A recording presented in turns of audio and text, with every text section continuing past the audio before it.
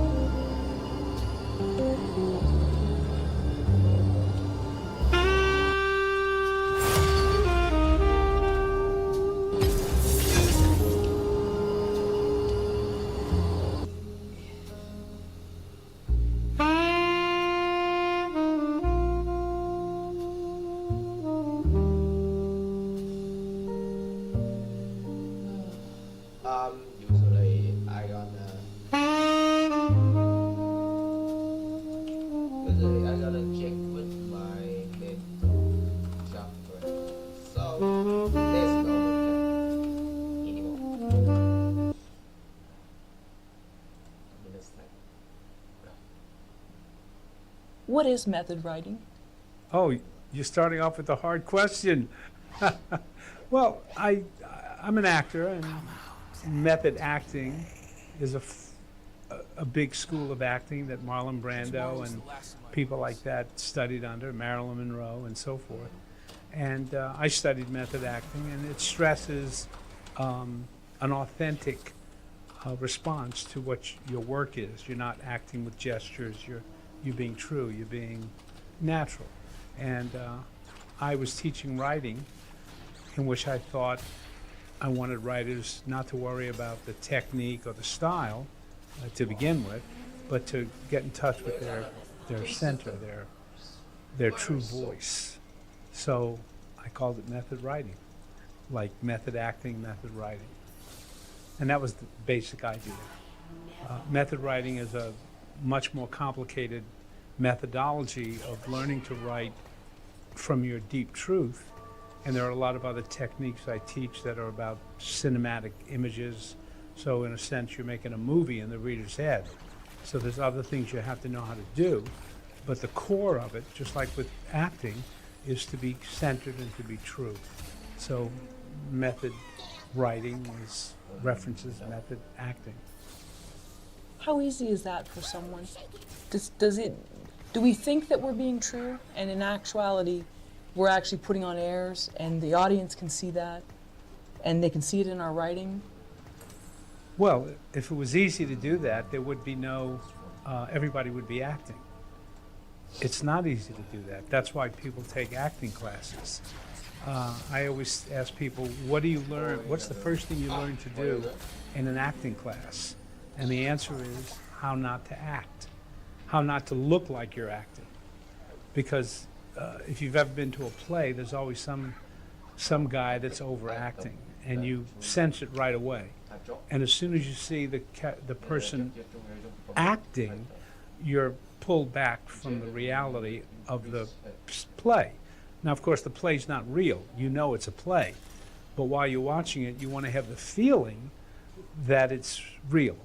Matter of fact, instead of saying you believe it, the theater expression is you suspend your disbelief.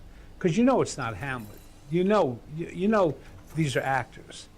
But what you want to create is the feeling of verisimilitude, truth, so that the people in the audience for that hour and a half, 2 hours, can suspend their disbelief and fall into it. Well, if you have an actor overacting, you know right away that they're an actor and you can't get into it. That's why people study acting, to learn how not to act, to learn how to be natural, because it's very easy to be natural in your home when you're sitting there smoking a cigar and drinking a beer. But let's say you be natural on a stage with 500 people out there and, lights hitting you from above, or in a movie where there's a camera looking right at your eye, and there's the guy with the sound boom and, 20 people around you. Let's see you relax and be real in that situation. And that takes training. Now, when you get to writing, people don't realize when they're not writing authentically, because they learn to sound like writers. They learn to be poetic. They learn to be eloquent. And they develop a lot of bad habits in the attempt to look like they're writers, quote unquote. So it's very hard to get people to write in an authentic way. It's hard to get people to act in an authentic way, but harder to get them to write in an authentic way, because they really don't believe that they are not writing in a natural voice. They have all this fancy junk that they write, but they think I'm a writer. Look at me, Ma. But very hard to do that. To get to your natural, what I call the deep voice, that takes focus, and it takes practice and training, just like an athlete. An athlete's got to be able to perform with a lot of pressure and act like there's no pressure. You can't choke. So it's the same with writing. You're doing something that's unnatural. You're right. If I were writing a shopping list, I wouldn't be uptight. But all of a sudden, I'm writing my great American novel or my great poem. And, I'm suddenly going to be, I'm a poet, blah, blah, blah. I'm a writer, blah, blah, blah. And you start to push. So it's very hard to let go of that and just be real and be authentic. And it takes training. Is it hard to write a good story? Is it hard to write a good story? No, it's not hard to write a good story. It's hard to write a great story. And the only way you're going to write a great story is to be willing to write a shitty story. When you try to write a good story, you're in big trouble. Just like with acting. When you try to be acting, you're in trouble. So again, you've got to be calm, you've got to be simple, and if you write truly, sometimes you might write a bad story. Sometimes you might write a crappy story. But if you're always trying to write a good story, you'll never write a great story. But if you're willing to fail and write a bad story or a crappy story, once in a while you get lucky, and then you get a great story. So for me, it's like going to the races. I'd rather pick a winner that's a long shot and makes a lot of money than win a lot of little races that pay you only $2. So yeah, it's easy to write a good story. It's hard to write a great story. You mentioned willingness to fail.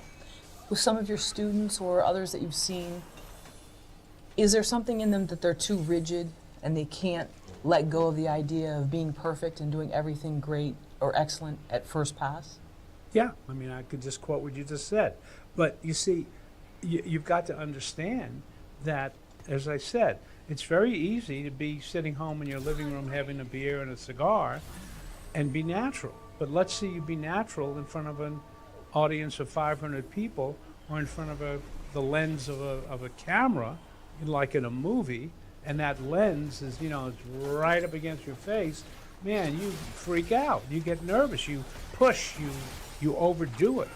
So when you're writing, it's a little hard to relax and just be honest, be true, and get to your deep voice. I have techniques in writing for how to get to the deep voice. I have a thing called the transformation line, which is a certain kind of statement that you, as I say, you massage it.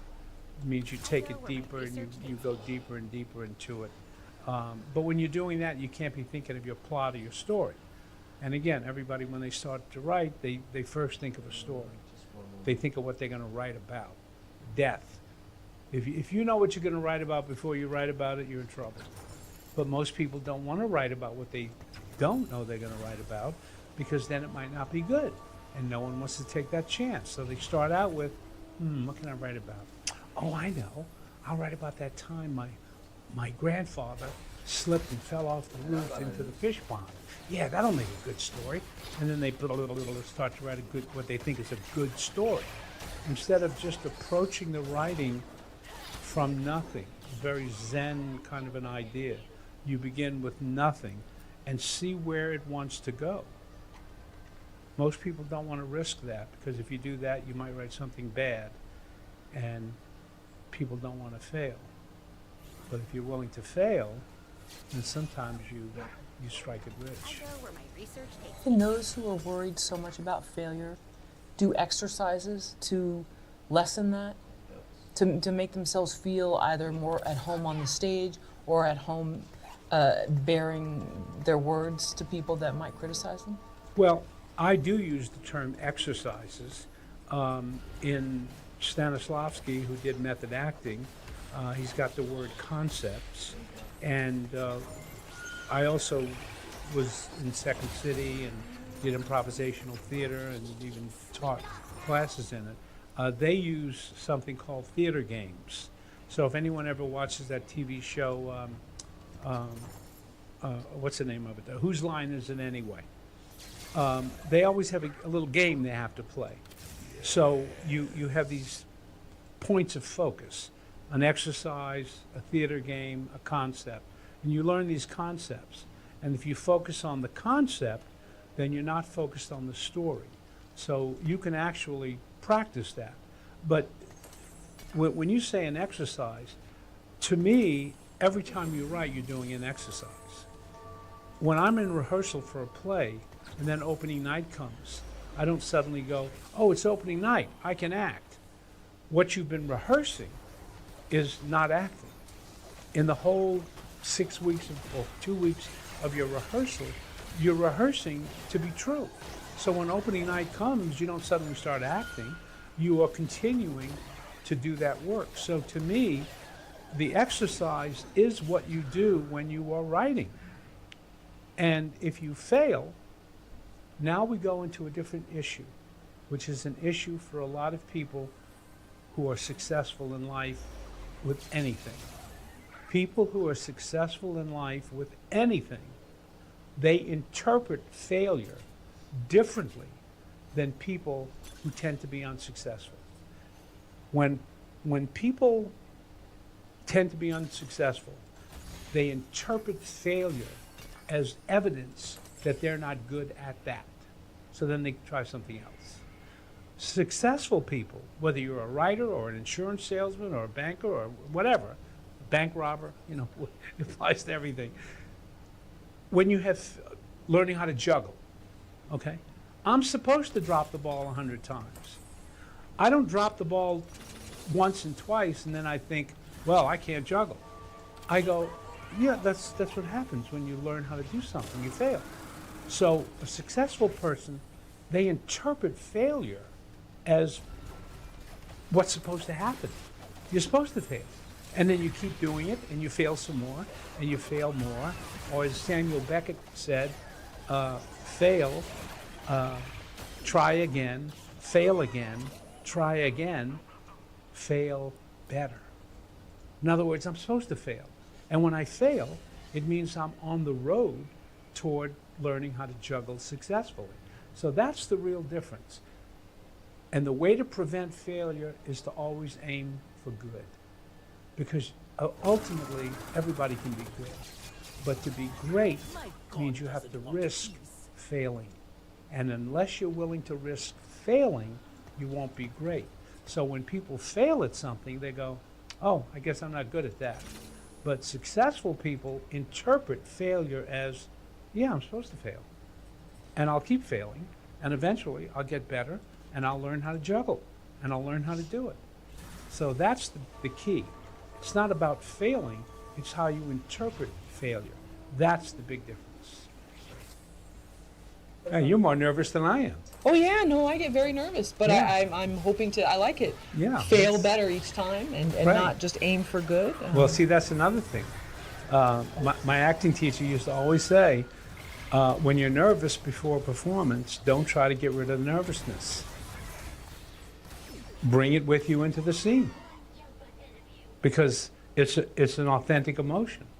And as he put it, never deny an authentic emotion on stage or in front of a camera. Never deny it. Never try to cover it up. So if in the middle of a scene you start laughing, laugh. If in the middle of the scene you're nervous, let that nervousness be there. When I do a poetry reading, I am always, ask my wife, she'll tell you, my palms get sweaty and I'm a wreck. And I want to be, I know that's good. I go, okay, good. It means I'm alive, because if I was dead, I wouldn't be nervous.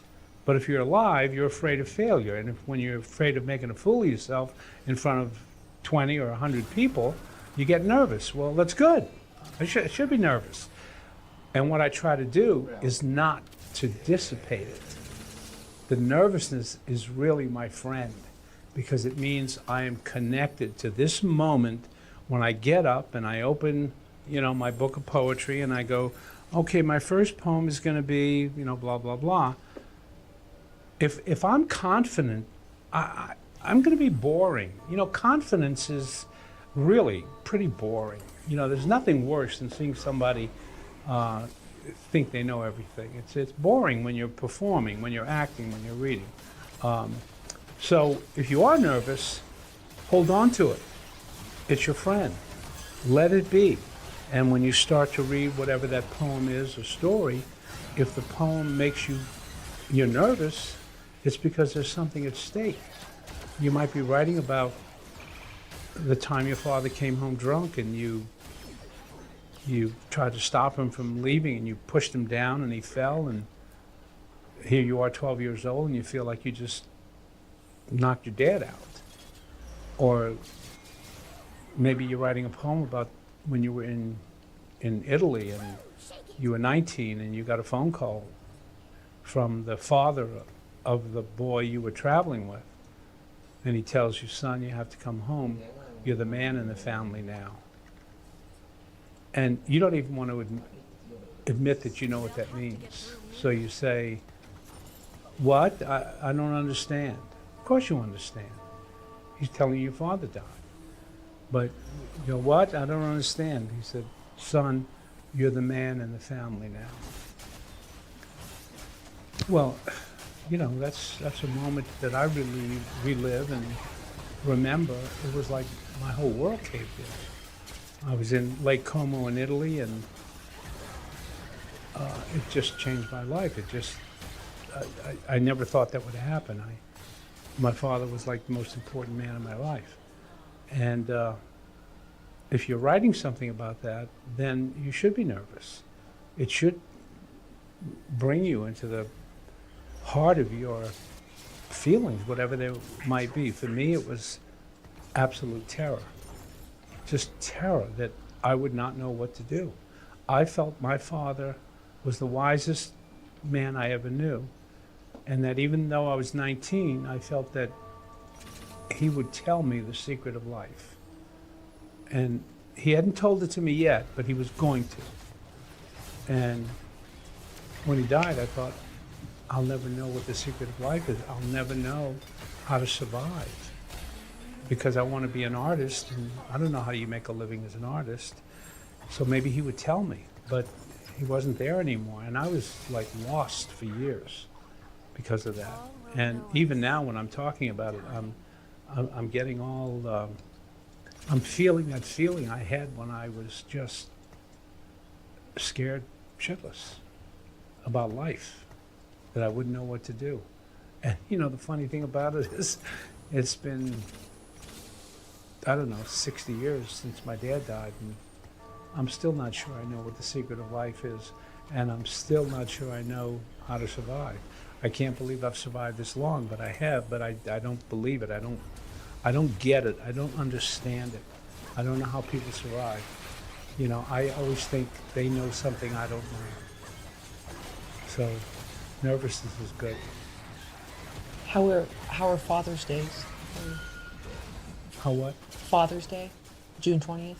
How is that? Father's Day? Mm-hmm. You mean when I'm the father of my son? Any time Father's Day comes up. I, you know, once my son was born, it was more a question of me being the father to him.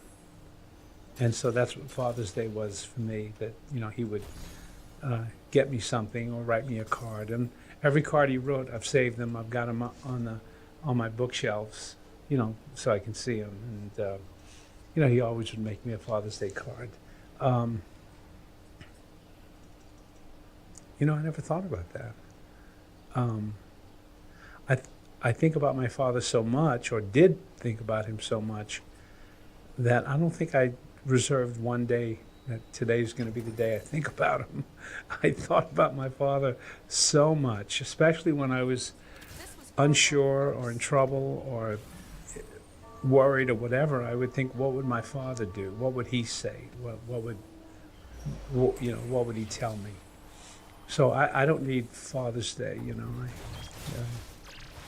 But he died when he was 54, I think. So when I made 54, I remember thinking, okay, because I always thought, will you live to be as old as he was? At the time, 54 seemed like very old. But when I was 54, I felt like I just got started. My son was about 5 years old, so I became a father when I was 49. So, you know, at 54, I thought, okay, now it's me. You know, it's not him. Now you know, it's my turn. I've got to do it. So that was a big year for me when I had turned 54. Was it easy for you to write about this? I've written about my relationship with my father many times, in different ways. And my mother, too, who was a kind of a crazy, according to my therapist, a paranoid schizophrenic. So I wrote about my mother, too. But I've written about my father. I've written about being a father when Josh was born, and I would have to go to Safeway and get diapers and Enfamil, the milk, you drink. So I've written about father issues quite a bit. Bukowski had that great poem about his own father. When he goes to his house after his father dies, and he puts on his father's suit, which hangs on him a little loose. The poem is called The Twins, because he looks at himself in the mirror and he thinks, okay, now I'm my father. So we could be twins. So I guess you wrestle with your father one way or the other. Those who've had good fathers, those who had bad fathers. My dad was a wise man, a great man, loved by everyone. He also had a problem. He was an alcoholic, and a lot of anxiety in my family growing up. I'm a, quote, adult child of alcoholics. That was the thing. But I don't know if I wrote about him a lot after I got to be 54. I think at that point I kind of thought, well, okay, I got this far without knowing anything. Maybe I can go the rest of the way without knowing anything. And I still don't know anything, Every day when I wake up in the morning, it's I try to guess what time it is by the light, the light outside, that beginning of dawn. And I try to guess what time it is. And I'll look over and I'll see what time it is, and I'll think to myself, okay, another day to write your poems and teach and love your friends and love the world. So that's a long answer to a very simple question you asked. Where's the green tape? No, I don't want you to stop. It's great. I like it. I know there's a lot of emotion. I remember there was a clerk at a grocery store, and I'd seen the person many times, and I was sort of friendly with them, and it was Father's Day, and the clerk, I forgot what happened, and he said, "You're not wishing me a happy Father's Day," and I could see how hurt he was. And he goes, "You think that just because I'm older, I don't, and I could just see it was like a real wound to this person. Yeah. And I said to him, the reason I didn't wish you that is because Father's Day wasn't a thing for me. I never knew mine, so that was why. So we were both coming to it with these two different things, but Yeah. I could see even he was still, this was very hard for him, and here he was behind this cashier trying to save face. And, I just remember that being a very interesting moment. I never forgot it. Yeah, we don't have a lot of moments like that with people we don't know. I kind of knew him, just I would joke with him, and I actually never saw him after that. I don't know what happened to him, but Wow. hopefully he's okay. But anyway, I'm going off on a tangent, but I guess what I'm trying to say is that we don't know fatherhood, motherhood, all those things these are very sort of deep. You talked about the deep voice. Yeah. These are things that we all carry our own wound or whatever with us. Yeah, and you don't know whether you're supposed to play a role or what is it to be a father. I remember when my wife was pregnant, when she called me on the phone to tell me she was pregnant, the first thought I thought was, okay, now it begins, meaning I have to take life seriously.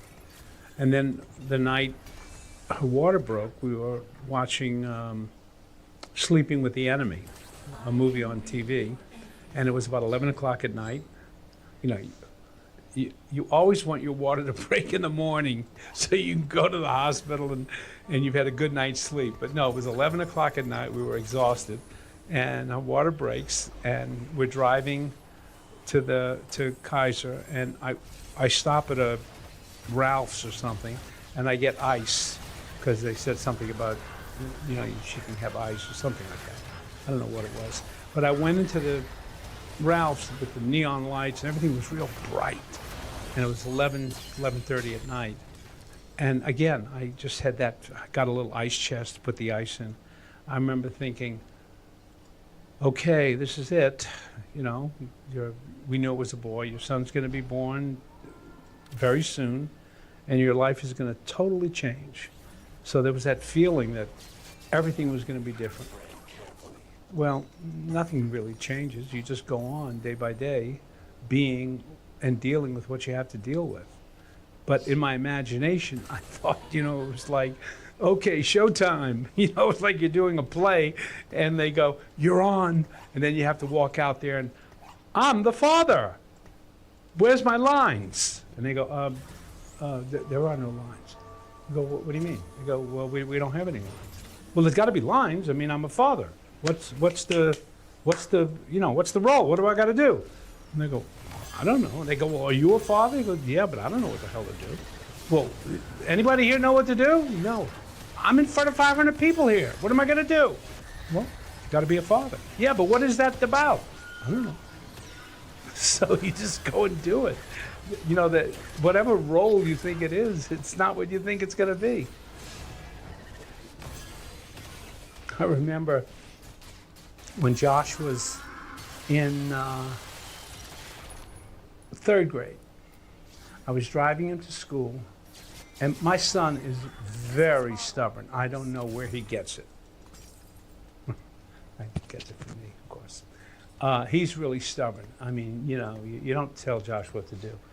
And we're in the car, and I don't know, we got into something. He and my wife would always say, don't make it a fight, I couldn't help it. I'm going to hold my position, he's going to hold his. And before you know it, I'm kind of yelling and screaming and da-da-da, and we're just driving, it's a mess. We get to school, and it was my day to go to the kids and teach them how to write poetry. So I tell them, write about something true and da-da-da. Anyway, I walk around the room and watch what the kids are writing just to see if they're doing okay. Sometimes a kid maybe doesn't quite know how to get started, and I help him. And there's my son writing about me yelling and screaming in the car. Now, I usually have the kids get up and read, and there was no way I could not have him do it if he wanted to, because that would be a bad lesson to teach him. So when it was time to read, I said, okay, who wants to read first? Josh raises his hand. I go, oh, shit. So he walks up, opens it up, and he's writing about being in the car with his dad, who's yelling and screaming and blah, blah, blah, blah, blah, blah, blah. And the kids are like, I mean, they're loving it, and at the same time, they're a little shocked. And I know they're all looking at me. They want to see, how am I going to react to it? And I just listened to it like I was listening to a piece of writing, and then when he was finished, I went, good, good. I said, the part there where you mentioned that, you could write a little more about that, make it. Now, as I responded to it like it was a piece of writing worthy of being commented on. But, how do you plan for something like that? They're the kids, I'm the teacher, and he's writing about me, being a kind of not very empathetic father. So, I don't know. Whatever's in the handbook, it wasn't in the handbook I got. You just sort of stumble your way through and hope you do your best. I think that's why in Saving Private Ryan, at the very end of the movie, when he goes to the grave of the major who saved his life, and he's an old man now, and he hopes that his life was worthy of being saved. I broke down in the movie theater because the way I related to it was, at that point when I saw the movie, I hope my life will be worthy as a father, as a husband, as a friend. And man, I was just, it's probably the most I've cried in a movie ever in my life, when he said, I hope my life will be worthy. So, You make a lot of mistakes. You fail, right? You fail. And when you fail, you got to go, well, this is what's supposed to happen. And that day that Josh wrote this piece about the car ride over, that was the deeper voice? Yeah, it was a deep voice, and he was writing about something that was like pretty brave, gutsy of him to write about that. You know, I mean, I'm his father. I'm the teacher. I'm coming into the classroom as the teacher, teaching everyone how to write. And I'm telling them, as a matter of fact, I read a poem about my own father. Come to think of it, that's part of the lesson. So he went and did it, you know, bravo for him. So, like I said, I had to validate that. I couldn't, one, tell him, no, don't read that, Josh. It'll make me look bad. Well, if it made me look bad, too bad. Because what he wrote was good. And as a teacher and as a father, I have to reinforce for him that this is how you make art. You tell the truth. You take risks. You write about what's hard to write about. You say in literature there are 4 basic voices or tonalities? Well, 5 if you count your own voice, your natural speaking voice as a writer. So the other 4, there's only 4 other tonalities in all of Western literature. And I have a standing offer to any of my students, if they can comb any piece of writing from Homer to the present and find a page or a paragraph or even one sentence that's not one of those 4, then I will give them, and I have one of those play money says $1 billion, and I hold up the $1 billion bill and I go, if you can find a sentence that's not one of those 4, and I hold up the $1 billion bill, say, I'll give you $1 billion. And so far, no one has collected it. So there's only 4 basic styles or tones or voices, depending on how you want to look at it, in all of Western literature, beside writing in your own tone. And then there's the other 4. And those other 4 are? Tommy, Billy, Sarah, and Becky. Oh, okay. Oh, I know Becky. Oh, she's good. I like that. Well, one of them is what I call straight talk. All the names I use come from a poem by another writer. So Nikki Giovanni has a poem called Straight Talk. So I use that, in other words, and these would all be writing in your own voice. I cover that, how to get the voice deep and all that, in my my first book on method writing called Method Writing.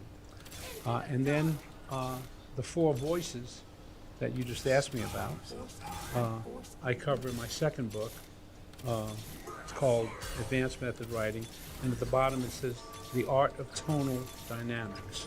So it's how to take these 4 tones and use them the way a composer of music would use different kinds of musical percussion effects and whatever, because tones change in music. Very deep, and then suddenly it becomes light and so forth. So the 4 tones that I have names for them. Straight talk means you're not in the deep voice. You're very chit-chatty.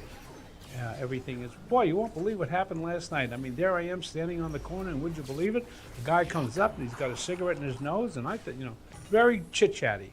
The opposite of the deep voice. The second voice is that writerly, poetic style that a lot of writers use, and that a lot of writers think you're supposed to write like that, where you give metaphors and similes and fancy description and all that kind of stuff. And on a scale of 1 to 10, you could do it in a subtle way, or you could do it in a very extreme way. So, for instance, if you read William Faulkner or Marcel Proust, these are writers who write in a very ornate style, almost at a 10. But then there are other writers who use a little bit of style, but they're only at a 1 or a 2. But it's all not writing in your natural voices, a heightened style. Then the third voice is the oldest technique in all of writing. It's where you repeat. It goes to the Bible, You know, it goes all the way back to the Bible, where you repeat things 3 times, 4 times, 5 times. So a lot of your great politicians or preachers will use this voice. I have a dream that one day blah, blah, blah, blah, blah. I have a dream that one day blah, blah, blah, blah, blah. I have a dream that one day blah, blah, blah. Nobody remembers the blah, blah, blah, but everybody remembers the I have a dream speech, because by repeating it, he makes that a kind of drumbeat, a rhythmic pulse. So that is the most ancient form of writing. That was how people remembered, because people couldn't read. So even if someone wrote something, they would perform it. The repetition of phrases, it was the best of times, it was the worst of times, from Charles Dickens. Or the Bible, there's a time to be born and a time to die, a time to plant and a time to sow, a time to bud and a time, you know. The repetition creates a way to remember, because people couldn't read, so you had to know to remember. So that device, that repetition, is a technique that can be used in more ways than you realize. So when I teach it, first people have to know how to do it. You know, it's just how to do it. Then you learn many different ways you can use it. There can be subsets of the repetition with different repetitions. Abraham Lincoln's Gettysburg Address. See, these people around that time, they studied what was called the Greek and Latin revival. And that was one of the things you studied if you went into politics or into religious preaching, was the repetition. You studied that. So Lincoln's Gettysburg Address comes directly from that, where you repeat something. He talks about in the Gettysburg Address, we've come here to dedicate a portion of this field as a final resting place of those who here gave their lives that you know, we may live, blah, blah, blah. And then he goes, but in a larger sense, we cannot dedicate, we cannot consecrate, we cannot hallow this ground. So we cannot. 237 words, I think, is the Gettysburg Address. If you go through it, you will find 5 or 6 places where Lincoln repeats something like a mantra 3, 4, sometimes 5 times in a row. And he does it at the very end. At the very end. That this nation shall have a new birth of freedom. And something, what is it? Do you remember how he ends his speech? Of the people, by the people, for the people. So that's a repetition. That is a technique that he learned in his studies. So that's the third voice. Then the fourth one is actually not a voice. It's where you use language in a non-communicative way, where you're writing almost stream of consciousness or absurd images, or maybe you've got someone who's got Alzheimer's or someone who's drunk, but it's language that is not used in a normal linear way. And poets and writers have been doing that for at least over 100 years, started in France with Arthur Rimbaud and Baudelaire, and then the Russian futurists were doing it. They created a thing called zombie poetry that didn't make sense, and so forth. So any writing that is kind of like modern art, where you have cubism or abstract painting or abstract expressionism, where you're just seeing a lot of crap on a canvas. Well, what would be the analogy of that with words? Well, it would be words and sentences that don't make any sense. In other words, I did a whole book of what I called it absence of field, because there's no logical field to it. It's all disconnected on the page. So I kind of took that idea, and I have a book called Lucky Find, which I put it all on cards. So when you got my book, oh, I'm back. It's called Lucky Finds. So, but actually it's not a book. It's a bunch of cards. And when I teach in the classroom with kids, I lay all this out on the floor, and the kids absolutely love it. You know, I just spread all the cards out on the floor, and they're just, I mean, things are this way and that way, and I hand drew those letters that you see there. What is that? There's another one. There's another one. Can What you are see on the that on the cards? camera? Is A that- little bit. What I'm just curious. What are some of, like, if you chose one? They're different letters. So Yeah. Yeah, they're hand drawn. okay. I draw them, and sometimes the writing is upside down and sideways. I'll do a different font, but each piece is kind of a. It hangs together, but it's up to the figure out something like that. When I show the kids in school, we spread all the cards out on the floor, and then they make their own, and they just love it. They absolutely love it. See, on this one, you got to read it this way, then you got to turn it upside down and read it that way. Oh, here's one where I just have a lot of negative space, and it just says carbon cycle illustrious, and then there's those two letters. So, I play with forms. So it's not just like you're reading a story or a poem, it's all broken up. There. Anyway, there's 52 of them, and it's called Lucky Finds because it's like you come across something on the pavement and you pick it up and go, oh, a quarter. Huh, a lucky find. For a new writer, should they try these different tonalities or personalities, or just stay in the beginning with their authentic voice, and then once they have mastered that, then venture out to these other sort of areas? Well, as I said, I'm kind of an old athlete, and I learned boxing and swimming and football and basketball and how to play golf. I always noticed that when you're being taught from the ground up. You're being taught basic movements, and then you build on that.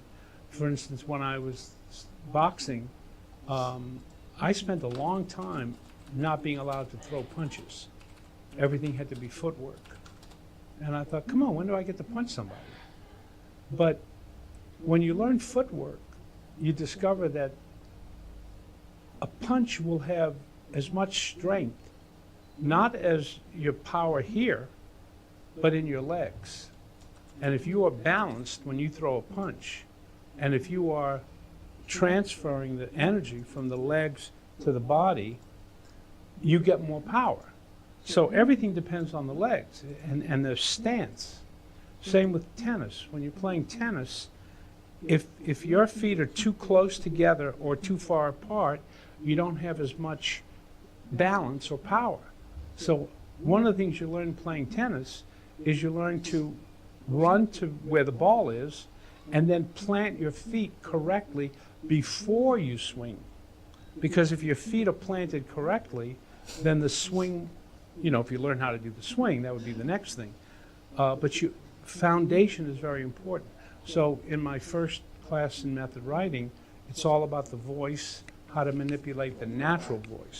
And yeah, you practice. We have exercises that you do from week to week, and we work on that. Then when you go to my advanced class, now we work on the 4 voices. And again, you're practicing. And at some point, we have an exercise where you get a pair of dice, and you throw the dice, and each number corresponds to one of the concepts you've learned up to this point. So if a number 2 comes up, and let's say it's the fancy schmancy voice, you've got to write 4 lines of fancy schmancy. Then you roll the dice again, and 6 comes up. What is that? Oh, that's straight talk. Where, hey, well, you won't believe what happened. But it's all the same piece. It's all a coherent idea or story, but you're switching every 4 lines. And so everybody thinks, oh, this is not going to make any sense. But it ends up making perfect sense because you're changing tonalities. And it's the change of tonalities that makes for drama more than just the drama in the story. I don't know if you fully get that. The story isn't where the drama is. The drama is in the tonalities that you switch. And great composers, when they write, they don't just write the same note 100 times. They're changing. When Beethoven took my class early on, he had written a symphony and he brought it in, and the opening of the symphony went this way. da da da da, da da da da, da da da da, da da da da, da da da da, da da da da, da da da da. I said, Ludwig, it's a little boring. You're doing nothing but the deep voice. Why don't you do like the straight talk voice, you know, where you get high like that? And he said, oh, well, I got to try that. I will do that next week. And then he comes in next week, and he did the deep voice, but then he switched to that very light voice. So now when you listen to the Fifth Symphony, it goes da da da da, da da da da, ba da da dum, ba da da dum, ba da da dum, ba da da dum, ba da da dum, ba da da dum, ba da da dum, ba da da dum, ba da da dum, bum ba. Da da da da. I go, very good, Ludwig. You're getting the idea of tonal dynamics. You want those tones. So when they do that dice thing, it surprises a lot of them. They're going, wow, that really worked. The piece made sense. Those changes in tone didn't give the reader whiplash. It just felt like good writing. And good writing is tonal dynamics. And one of the reasons why a lot of people's stories are boring is because the voice is the same all the way through. Can we practice something right now? Can we? Yeah, together. Can you Yeah. give me an assignment and then correct me? Can I? Are you going to write it or are you going to Well, say it? I'll just probably say it. Just maybe, I don't know, if I was in the class. Okay. and you It's- were it's hard testing me. to say it. I mean, it's about writing, but Okay. I've given you the 4 voices, right? Plus writing like you talk, right? So you got writing like you talk. You've got that high voice that's a lot of chit-chat stuff. Boy, you won't believe what happened, and then, man, knocked me for a feather, but I was there, blah, blah, blah. Then there's the fancy voice, poetic, lots of images, metaphors, similes, all that kind of crap. And then there's that read and sung where you take something and you repeat it. Anything, it doesn't matter. Whatever you say, you can repeat it 3 times. Whatever you say, you can say it twice. Whatever you say, you can say it louder. Whatever you say, you can say it softer. Whatever you can say it with more feeling. Whatever you say, you can say it deadly. In other words, any phrase is repeatable. You just have to repeat it and then add the rest of the sentence. The rest of the sentence is what would be different. See, in a larger sense, we cannot, what? Dedicate. We cannot, what? Consecrate. We cannot, what? Correct. Hallow this ground. So that's the repetition. And then the last voice is total nonsense.